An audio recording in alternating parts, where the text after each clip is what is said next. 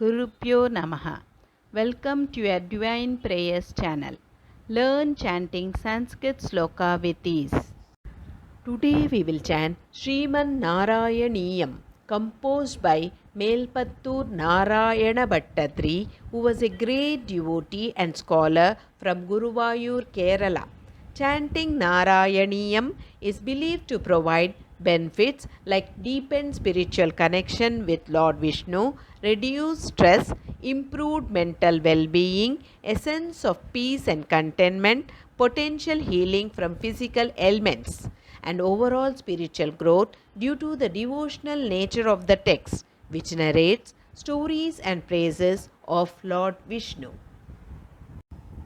Pratamam Dasakam, that is, glory of the Lord.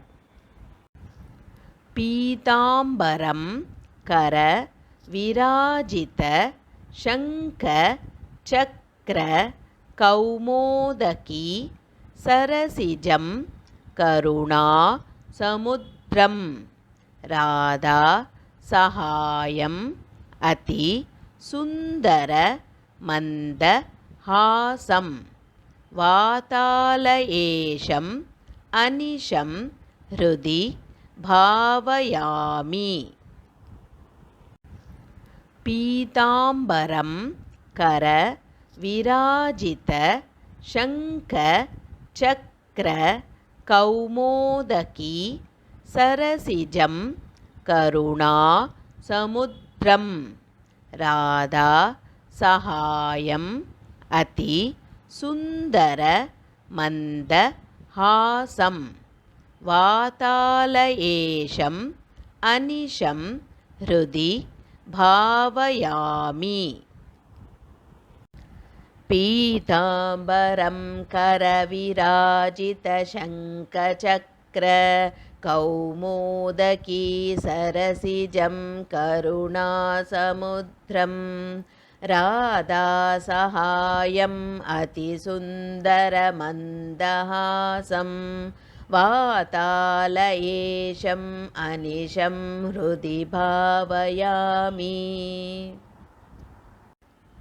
Komalam Kūjayan Venum Shamaloyam Kumarakaha Veda Vedyam Parabrahma Bhasatam Purato Mama.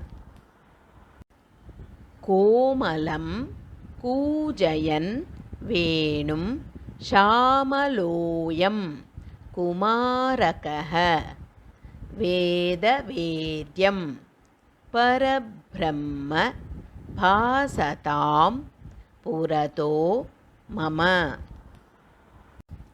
Komalam Kūjayan Venum Shamaloyam Kumarakaha Veda Vedyam Parabrahma Bhasatam Purato Mama. Sandra Nandava Bodhatmakam Anupamitam Kaladeshava Dibhyam Nirmuktam Nityamuktam Nigama Satasahasrena Nirbhasya Manam Aspashtam Dushtamatre Punaha Uru Purushadhatmakam Brahma Tattvam Tattavat Bhati Sakshat Guru Pavanapure Hanta Bhagyam Jananam. Sandra Nandava Bodhatmakam Anupamitam Kaladeshava Dibhyam Nirmuktam Nityamuktam Nigama Satasahasrena Nirbhasya Manam Aspashtam Dushtamatre Punaha Uru Purushadhatmakam ब्रह्म तत्त्वं तत्तावत् भाति साक्षात् गुरुपवनपुरे हन्त भाग्यं जनानाम् सान्द्रानन्दावबोधात्मकम् अनुपमितं कालदेशावधिभ्यां निर्मुक्तं नित्यमुक्तं निगमशतसहस्रेण निर्भास्यमानम् अस्पष्टं दुष्टमात्रे पुनः उरुपुरुषादात्मकं ब्रह्मतत्त्वं तत्तावद्भाति साक्षात् गुरुपवनपुरे हन्तभाग्यं जनानाम् एवं दुर्लभ्य वस्तून्यपि सुलभतया हस्तलब्धे यदन्यत् तन्वा वाचा दिया वा भजति भत जनः शुद्रतैव स्फुटेयम् एते तावद्वयं तु स्थिरतर मनसा विश्वपीडापहत्यै निःशेषात्मानमेनं गुरुपवनपुराधीशमेव आश्रयामः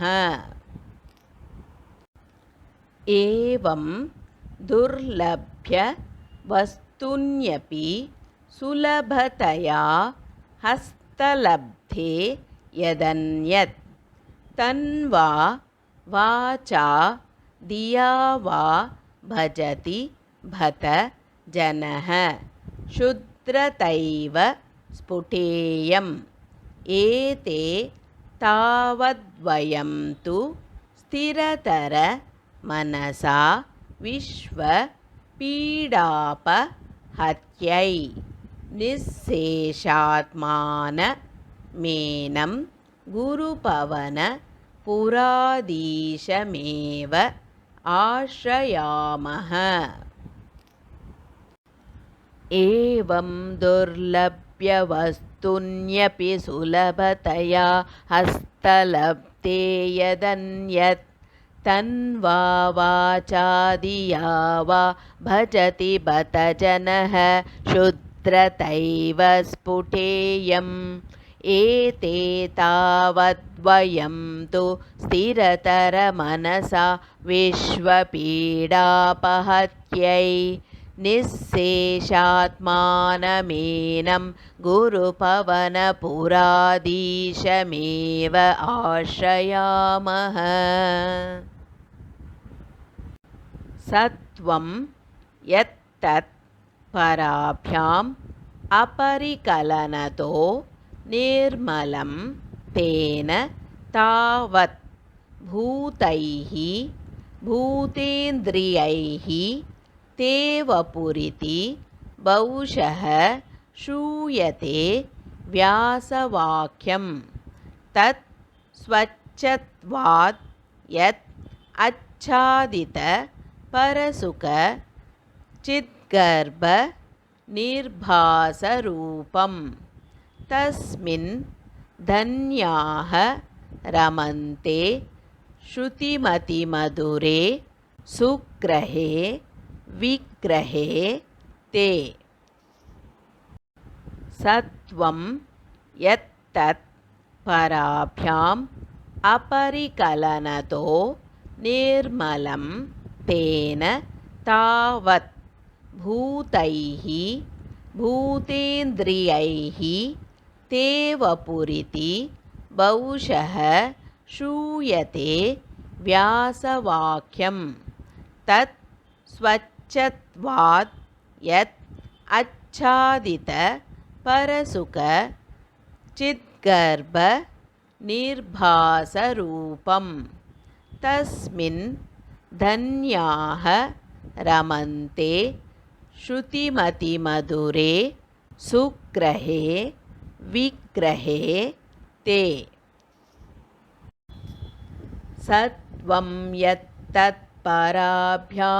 अपरिकलनतो निर्मलं तेन तावत् भूतैः भूतेन्द्रियैः तेवपुरिति बहुशः श्रूयते व्यासवाक्यं तत्स्वच्छत्वात् यत् अच्छादितपरसुखचिद्गर्भनिर्भासरूपं तस्मिन् धन्याः रमन्ते श्रुतिमतिमधुरे सुग्रहे विग्रहे ते निष्कम्पे नित्यपूर्णे निरवधि परमानन्द पीयूषरूपे निर्लीनानेक मुक्तावली सुभगतमे निर्मल ब्रह्मसिन्धौ कल्लोलोलास तुल्यं खलु विमलतरं सत्त्वमाहुस्तदात्मा कस्मात् नो निष्कलस्त्वं सकल इति वचः त्वत्कलास्वेव भूमन् निष्कम्पे नित्यपूर्णे निरवधि परमानन्द पीयूषरूपे निर्लीनानेक मुक्तावली सुभगतमे निर्मल ब्रह्मसिन्धौ कल्लोलोलास तुल्यं खलु विमलतरं सत्त्वमाहुस्तदात्मा कस्मात् नो निष्कलस्त्वं सकल इति वचः त्वत्कलास्वेव भूमन् निष्कम्पे नित्यपूर्णे निरवधि परमानन्दपीयूषरूपे निर्लीनानेकमुक्तावलि सुभगतमे निर्मल ब्रह्मसिन्धौ कल्लोलोलासतुल्यं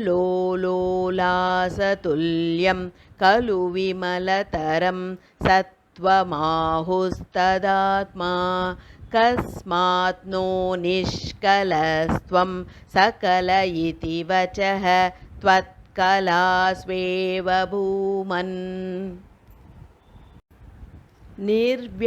निर्व्यापारोऽपि निष्कारणम् अज भजसे यत्क्रिया मीक्षणाख्यां तेनैवोदेति लीना प्रकृतिः असति कल्पापि कल्पादिकाले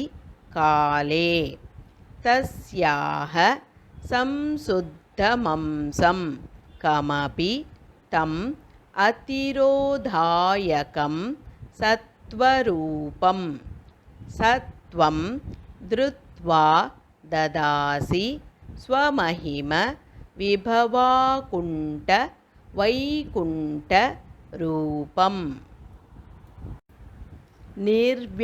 निर्व्यापारोऽपि निष्कारणम् अज भजसे यत्क्रिया मीक्षणाख्यां तेनैवोदेति लीना प्रकृतिः असति कल्पापि कल्पादिकाले तस्याः संशुद्धमंसं कमपि तम् अतिरोधायकं सत्त्वरूपं सत्त्वं धृत्वा ददासि स्वमहिम विभवाकुण्ठ वैकुण्ठरूपम् निर्व्यापारोऽपि निष्कारणम् अज भजसे यत्क्रियामीक्षणाख्यां तेनैवोदेति लीना प्रकृतिः असति कल्पापि कल्पादिकाले तस्याः संशुद्धमंसं कमपि तम् अतिरोधायकं सत्त्वरूपं सत्त्वं धृत्वा ददासि स्वमहिमविभवाकुण्ठवैकुण्ठरूपम् यदक्षरपदभ्रष्टं मात्राहीनं तु यत् भवेत् तत्सर्वं क्षम्यतां देव श्रीकृष्ण नमोऽस्तु ते। विसर्गबिन्दु मात्राणि पदपादाक्षराणि च न्यूनानि चातिरिक्तानि क्षमस्व श्रीकृष्ण अन्यथा शरणं नास्ति त्वमेव शरणं मम तस्मात् कारुण्यभावेन रक्ष रक्ष श्रीकृष्ण। यदक्षरपदभ्रष्टं मात्राहीनं तु यद्भवेत् तत्सर्वं क्षम्यतां देव श्रीकृष्ण नमोऽस्तु ते। विसर्गबिन्दुमात्राणि पदपादाक्षराणि च न्यूनानि चातिरिक्तानि क्षमस्व श्रीकृष्ण अन्यथा शरणं नास्ति त्वमेव शरणं मम तस्मात् कारुण्यभावेन रक्ष रक्ष Shri Krishna. Let's chant together Hare Krishna Mahamantra 3 times for the welfare of all living beings. Hare Krishna Krishna Krishna Hare Hare Hare Rama Rama Rama Hare Hare Hare Krishna Krishna Krishna Hare Hare Hare Rama Rama Rama Hare Hare Hare Krishna Krishna Krishna Hare Hare Hare Rama Rama Rama Hare Hare. Hope you could follow along with me in chanting this sloka. More in queue.